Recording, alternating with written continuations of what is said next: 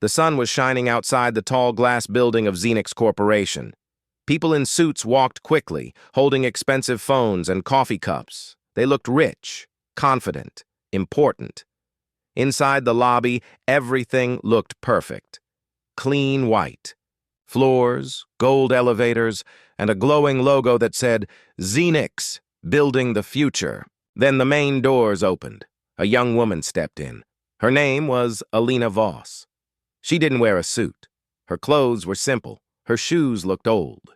She held a small brown folder in her hand. It was her resume. The security guard at the desk looked up and gave her a strange look. "Are you lost?" he asked.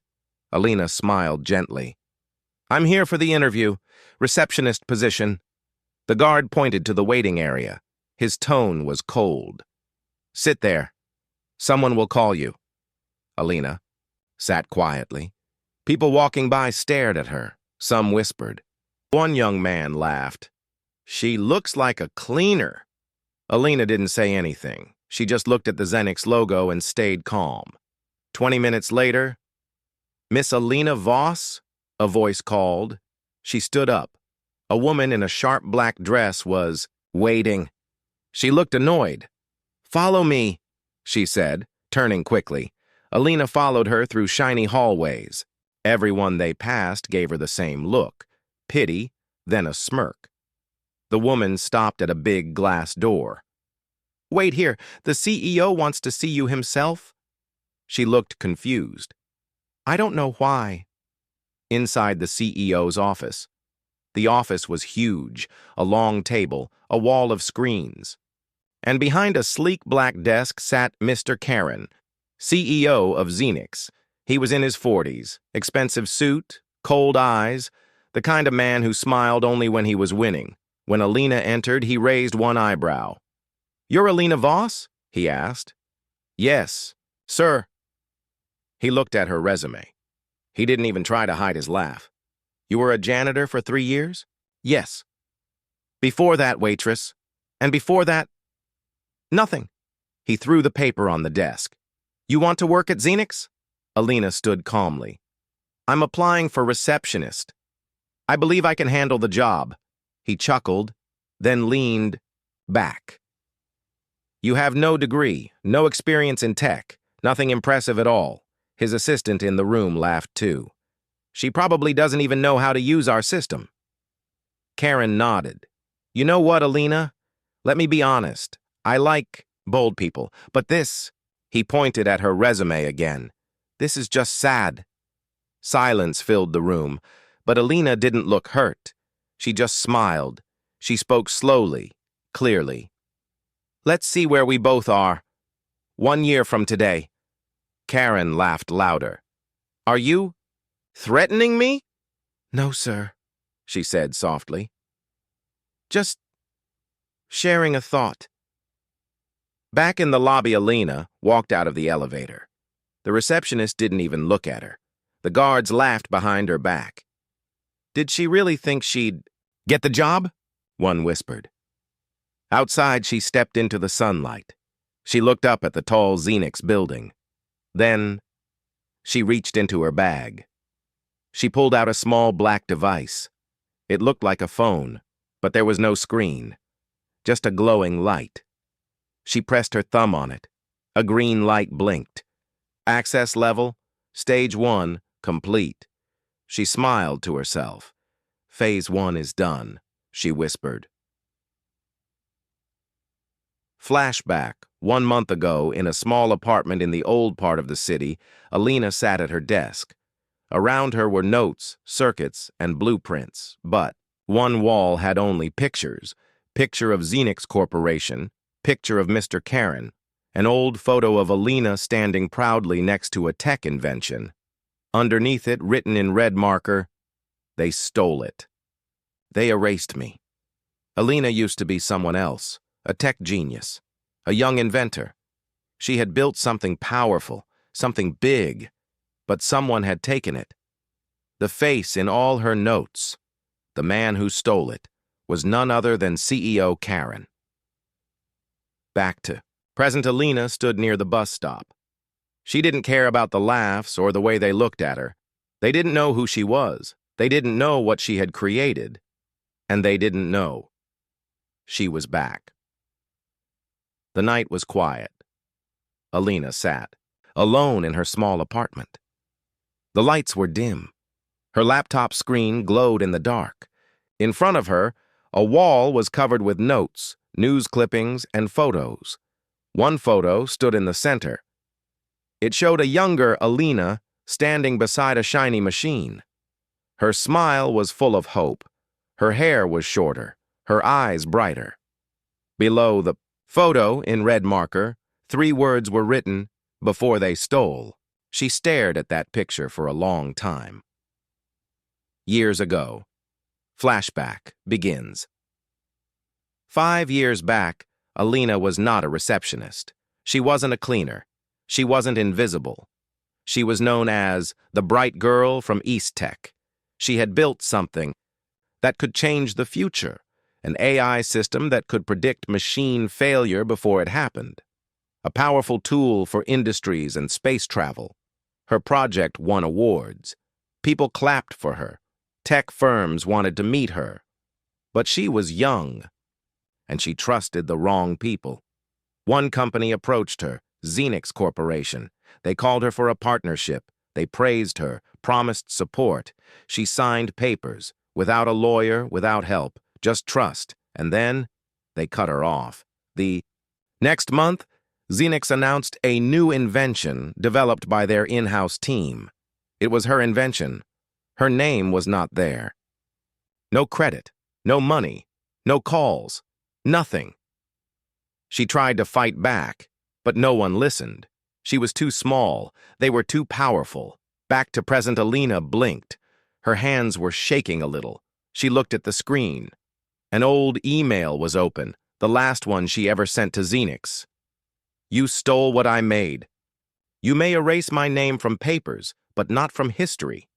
She never got a reply. She lost everything after that. Her job, her friends, her reputation. She couldn't pay rent. She took a job as a janitor just to survive. People forgot her. They moved on. But she didn't. The return now, 5 years later, she had entered the same building again. But not as a tech star. This time, she entered as someone invisible, a simple girl with a cheap folder and quiet voice. They laughed. They didn't recognize her, but that was the plan. Alina stood up from her desk and walked to her locker. It looked like an ordinary locker, but inside, behind a false panel, was a secret folder. It was marked Project Vengeance. She opened it. Inside were printed copies of her original work, plans, notes, and old patents with her name on them. She also had something new, a tiny USB chip. It held a special program. It was silent. It was invisible. It had one job, to unlock the truth hidden inside Xenix systems. Xenix, nighttime. The building was empty now. Lights were off. Most workers had gone home, but inside, someone was still there. Alina walked through the back hall quietly. She had a fake staff ID now. She knew the security camera blind spots. She reached the main server room. She scanned the card. A green light blinked. She was in. She opened a terminal. Her fingers moved fast, but carefully. She typed in code after code. The USB chip uploaded a program into the system, not to destroy, not yet, only to watch. Listen. Learn. Flashback. Her mentor Alina remembered someone from her past, Professor Lior, her teacher at East Tech. He had told her once, "You don't beat giants by shouting at them. You beat them by becoming their shadow, and then pulling the ground from under their feet." She didn't understand it then. Now she did. Finding the name, while searching the files in the system, she paused. One file name hit her like a stone. Project Nova, developed by K. Karen and team. She clicked it open, and there it was. Her old code, her notes, her system, her work. Only her name was gone. replaced with Karen's name. Alina took a deep breath. She copied the file into her USB. Then she added a line of code. A seed. Not dangerous yet, but when activated, it would. Bring the entire Xenix system to its knees, she smiled. Let the tree grow before it falls, she whispered. The lobby was busy. Elevators were opening and closing. People rushed by holding files and coffee. At the front desk, Alina Voss sat quietly in her new uniform. She had the job not as a coder, not as a leader, but as a simple receptionist. She answered phones, greeted visitors, took coffee orders. No one paid much attention to her. That was exactly what she wanted. The whispering starts by the second week, whispers had started. Did you see the new girl? She's quiet, a little strange. She just stares at the walls sometimes. One worker even joked, maybe she's spying on us. Everyone laughed. Alina smiled behind her desk. If only you knew, she thought. Her real work begins every evening when the office is emptied. Alina stayed late. I'm organizing files, she told her manager. In truth, she wasn't touching paper files. She had already installed a hidden program into her front desk computer. Each night, she accessed deeper levels of Xenix systems, slowly, carefully. She wasn't in a hurry. She knew patience was power. Inside the system, she looked for three things: her stolen invention, the people who helped cover the theft. Their weaknesses, what she found, shocked her. Karen's dark plan in one secret file. Marked internal review, Alina discovered something horrible. CEO Karen was planning to fire 300 employees in the next 2 months. Most of them were older staff, single parents, or people with medical needs. Why? To cut costs and boost profits, so Xenix stock would rise again. And worse, he planned to blame it on AI automation. It was all fake. Alina sat in her small break room and stared at the screen. These people worked day and night. Some were kind. Some were broken. None deserved this. They're not just stealing tech, she thought. They're stealing lives. A hidden message one night, Alina received a message on her personal device. A blocked sender. It simply said, "We know who you are. Be careful." She froze. Did someone find out? She checked the server logs. No alerts, no flags, nothing showed her activity. But someone knew. She turned off the device and stared into the dark room. Let them watch, she whispered. The show hasn't even started. Helping the underdogs by day, Alina did more than answer phones. She started quiet conversations with the janitors, the interns, the helpers. She found out who was suffering, who was scared, and who had been used. One man, Mr. Raymond, was a 60-year-old office clerk. I've been here 20 years, he told her. They're replacing me soon. Said I'm too slow now. She looked into his file. He had trained half the department. Built systems no one else understood, but still, he was on the list to be removed. She promised herself, not this time. The virus grows. The hidden program Alina had planted was doing its job. It wasn't destroying anything yet, but it was growing, deep, inside Xenix systems.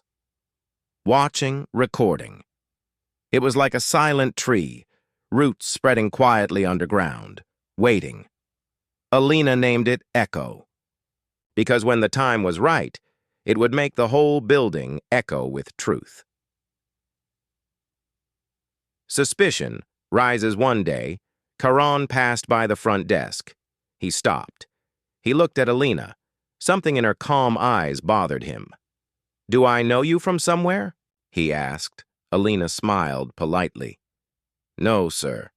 I just started recently. He stared a moment longer, then walked away. But now he was curious. He asked his assistant, where did she come from? The assistant shrugged. Just some average girl. We checked. Nothing important. Karen said nothing, but something felt wrong. A memory returns. That night, Alina opened her journal. Inside was a small photo of her mother. She whispered, "You always told me to forgive. But I can't. Not this time." Her mother had passed away shortly after the betrayal. The stress, the shame, the broken dreams. She never got to see Alina rise again. But now, her daughter was rising from the inside. It was 2:43 a.m. Xenix Corporation's office was dark, silent. The only sound was the low hum of servers deep inside the building. In the main server room, a small light blinked on a console. A shadow moved. It was Alina Voss. She wore black. Her movements were silent, careful. Her ID badge granted her just enough access. The rest? She had learned to bypass it. On the screen in front of her, a folder opened slowly. Xenix Internal, Level 5 clearance. The files were protected, but not from her.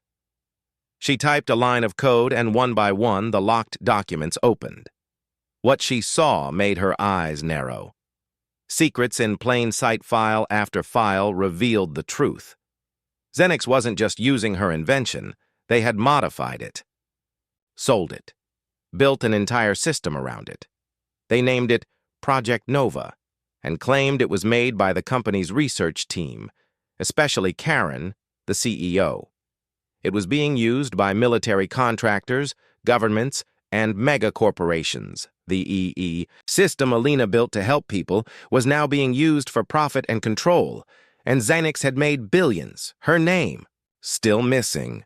Karen's fake genius. She found emails between Karen and his team.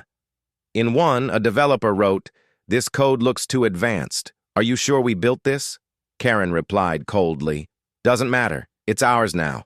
Make it look like we did?" Alina sat back in the chair. Her hands were shaking, but not from fear, from rage. The trap begins. She copied everything. Emails, codes, contracts, meeting recordings, even private video calls. Then she placed a second device into the server. It was small, almost invisible, a timed program. It would wait until the exact moment she chose. When it triggered, every single file would leak into the press, into legal boards, into the public eye. "When they fall," Alina whispered, "they'll fall loud." Meanwhile, suspicion grows at the same time. CEO Caron was sitting in his private office. He stared at a file in front of him. It was Alina's staff profile. There was something strange about it. Too clean. Too simple. No social media. No past jobs listed except low-level work. "Everyone has some noise online," he said. "But she's silent," he called his assistant. "Dig deeper. I want to know everything about Alina Voss. Old records. And a name they forgot." 2 days later, the assistant returned with a printout. "Sir," he said slowly, "we found something." He placed an old university photo in front of Karen. It showed a younger Alina standing beside a science fair. Invention. Behind her, a sign read, "Predictive AI System," by Alina Voss. Karen's face changed. He remembered now. Years ago. The meeting, the pitch, the files, the stolen project. He stood up slowly. "She's the girl," he whispered. "She's back." Emergency meeting the next morning. The boardroom at Xenix was full. Karen stood at the head of the table. "Someone has broken into our private systems," he said. The team gasped. "But we don't know how, and we don't know when." He looked around. "I want security doubled. I want eyes on every computer, every login, and most importantly," he paused, "I want Alina Voss watched, every move, every word." Alina knows she's being watched by now. Alina could feel the change. Cameras followed her longer. Emails took longer to send. Her badge sometimes failed. They knew, but it didn't scare her. It meant they were afraid, and fear made people sloppy. A letter that can end. Careers. Alina sat at her desk during lunch and wrote an anonymous letter. She attached documents proving the truth behind Project Nova and sent it to a trusted old contact, a retired journalist named Malik Khan. He once tried to expose Xenix but failed due to lack of proof. Now he had it. The letter ended with, "I was erased. This time they won't erase the truth." 3 days later, 10:32 a.m. A quiet morning turned into chaos. News anchors across every major channel suddenly interrupted their programs. Breaking news. Xenix Corporation accused of stealing AI technology. Files leaked show internal emails. Stolen inventions and illegal contracts. CEO Karen linked to fraud and patent theft. Anonymous whistleblower provides full documentation. The footage showed screenshots, audio recordings, and emails. People stared at their screens, shocked. Inside, Xenix HQ phones rang non-stop. The legal team ran down hallways. Executives shouted at each other. Karen stood in his office, pale and silent. He held the printed files in his hand. It was everything, his secrets, lies, deals, all now public. "How did this happen?" he whispered. He already knew the answer. Alina. The staff turns cold around the office. People stopped smiling. They looked at Karen differently. Even the workers who once mocked Alina now avoided eye contact. They whispered about her in corners. She sent the files, didn't she? She worked here for weeks, right under his nose. She's the one they erased. And she came back. Security confronts.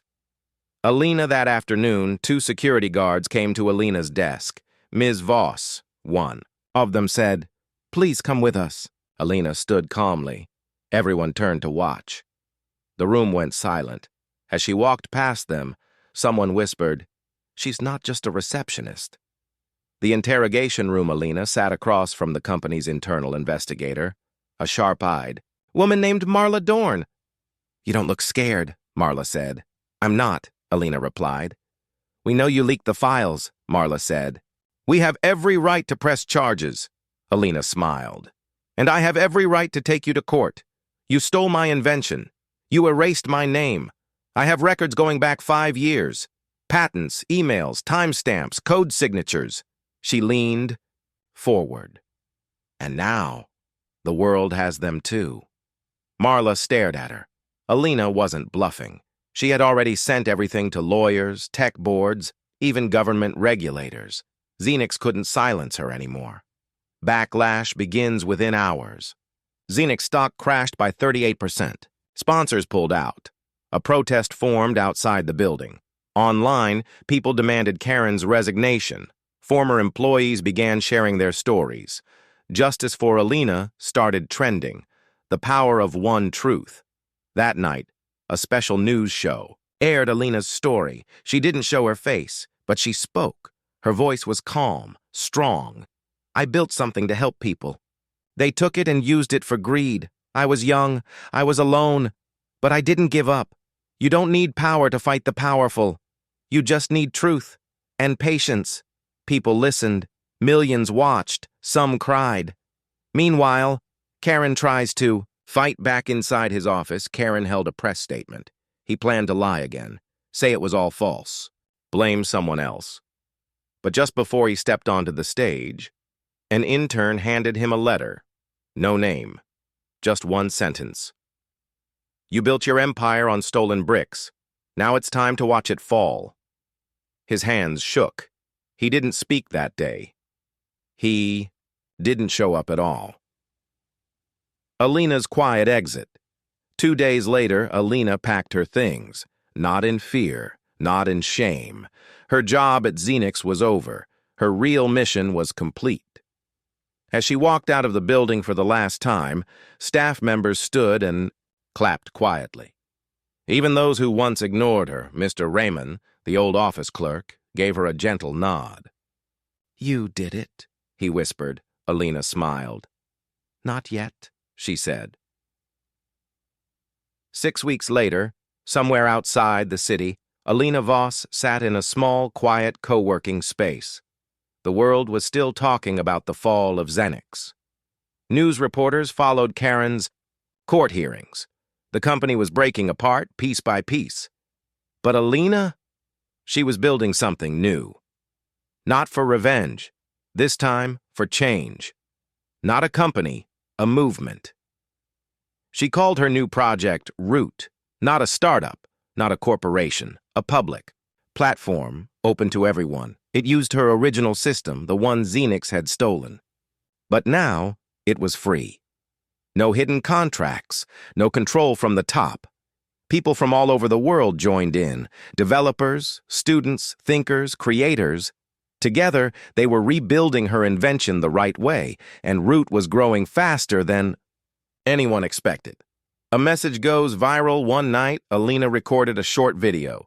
No fancy lighting, no makeup, just her words. You don't need to be rich to build. You don't need to be famous to speak truth. They tried to erase me, but I was never gone.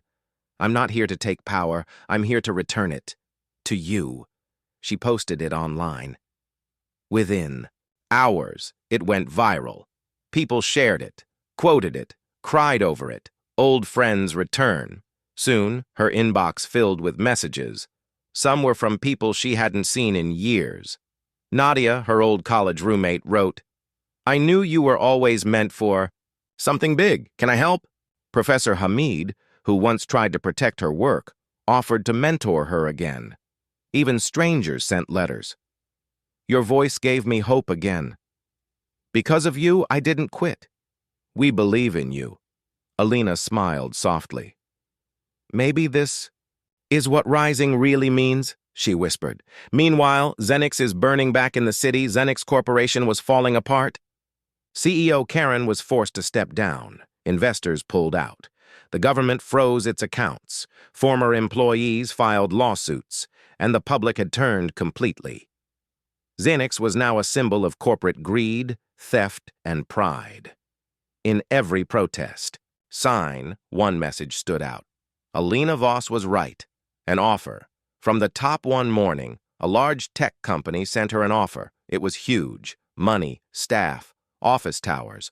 All she had to do was sell Root. She read the email twice, then closed her laptop. No, she said. She didn't fight this hard to hand it over to another empire. A difficult night.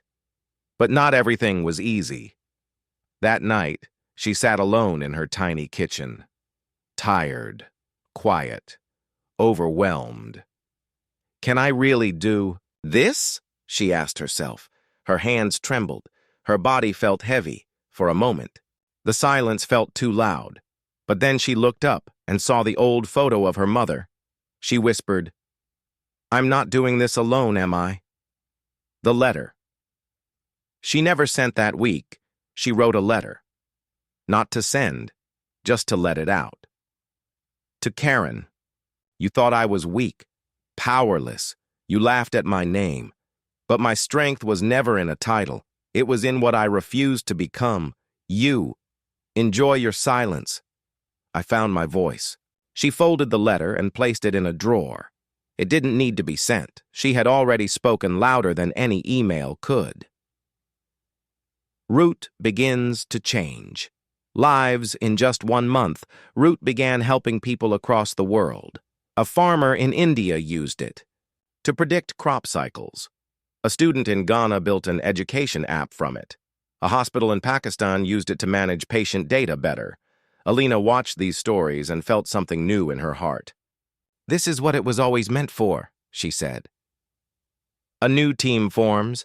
Soon, her small room wasn't enough. Root needed a real team. She gathered a few loyal, talented people. Some she knew, some she trusted from afar. There was Nadia, the loyal. Friend Rehman, the former Xenix employee Aisha, a disabled coder who once said no one would hire her. And most important, they all believed in the same thing. Truth. Fairness. Freedom. Xenix headquarters. 4 months later. The building looked the same from outside. Tall, cold, powerful. But inside, It was different, quiet, weaker, afraid. Most of the old staff was gone. The company had new owners. They were trying to rebuild trust, but the world hadn't forgotten, and today, something was happening they didn't expect. Alina Voss was coming back. Why return? Not for revenge, not for anger. She had been invited by the new CEO, a woman named Lena Cho. Lena had watched everything unfold. She believed in change, and she believed in Alina. "You don't owe them anything," Lena had said. "But the world needs to see you walk through those doors on your own terms." So Alina said yes. Eyes turn as she enters. She stepped into the lobby. Same floor tiles, same elevator music. But now, people stood quietly as she passed. Some looked down in shame. Some nodded with respect. One young intern whispered, "That's her, the one who brought Xenix down." Alina didn't speak. She just walked, head high, steady, calm. The apology that took years, in the boardroom, Lena stood with her team. As Alina entered, everyone rose. Lena walked over and said the words no one at Xenix had ever said before. "Alina, I'm sorry. You were erased, betrayed. What they did to you was wrong. You don't need our permission to be great, but today we want to show respect." She stepped aside.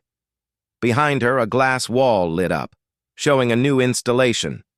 It read, "The Root Files, created by Alina Voss. Innovation, courage, truth." Beneath it was a timeline showing her journey from the first sketch of her invention to the day Root changed the world. For a moment, Alina didn't move. Then slowly, she smiled. A full circle. After the meeting, Lena walked with her to the rooftop, the same rooftop where Alina once whispered, "I know how to burn you down now." She stood there again, but not as a shadow. This time, she stood in the light. Lena asked, "How do you feel?" Alina looked out at the skyline. "I feel free." Flashback, the first time. She was here. She remembered the day years ago when she was rejected, when Karen laughed at her. When she walked out, humiliated and invisible. She remembered the tears in her tiny apartment, the days when she couldn't afford food. And now? The world listened when she spoke. Her invention had saved lives, and the company that stole from her now honored her name. "Sometimes," she whispered, "the most powerful answer is survival." News cameras. Catch the moment downstairs. Reporters waited. Photos of Alina leaving the building went viral again. But this time, the headline wasn't about a scandal. It was about a return. She walked back into the place that erased her and stood taller than ever. Back at Root HQ later that evening, Alina returned to her own office, Root's headquarters. It was small, warm, busy. Nadia greeted her with a grin. "We saw the news. You looked calm as ice." Alina laughed. "I was nervous, but it felt right." Aisha rolled her chair over. 10 million users, and now a museum display. Not bad for a girl they once fired. Everyone laughed. 1 week later, Global Tech Summit, New Vienna. The hall was packed. More than 30,000 people sat in silence. Millions more watched the live stream. Big names had spoken earlier. CEOs, politicians, tech legends. But now the stage lights dimmed, and a voice echoed, "Please welcome Alina Voss." She walked alone, no security.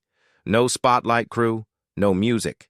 Just Alina walking calmly onto the stage, wearing the same style of simple clothes she always wore. No glitter, no makeup. The crowd clapped, then went completely silent. She stood still, holding the mic, then spoke softly. The speech begins. "Years ago, I had an idea. Something small, something simple. I thought it could help the world. I brought it to people I trusted. They laughed at me. They took my work. They erased my name. I lost everything. My job, my voice, even my belief in myself. She paused. You. Could hear breaths across the room. But I learned something. When people try to silence you, that's when your voice matters most. The turning point. I fought back. Not with anger, not with violence. I used truth. I used patience. I waited. I watched. And one day, their lies fell under their own weight. I didn't need to destroy them. They did it to themselves. The audience was frozen. Some were already wiping tears. You're not alone. If you are watching this, and someone has stolen your work, if they laughed at your dream, if they told you to sit down, stay quiet, be nothing, hear me clearly. She looked straight at the camera. You are not alone, you are not weak, and your value doesn't depend on what they see, it comes from what you believe.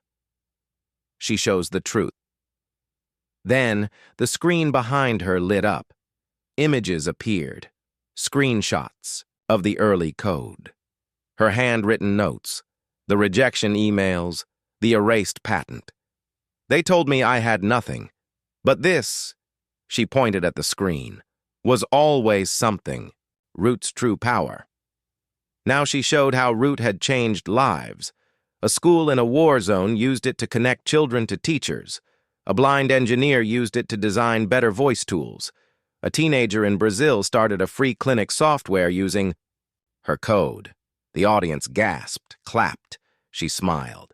You see, you don't need permission to be powerful.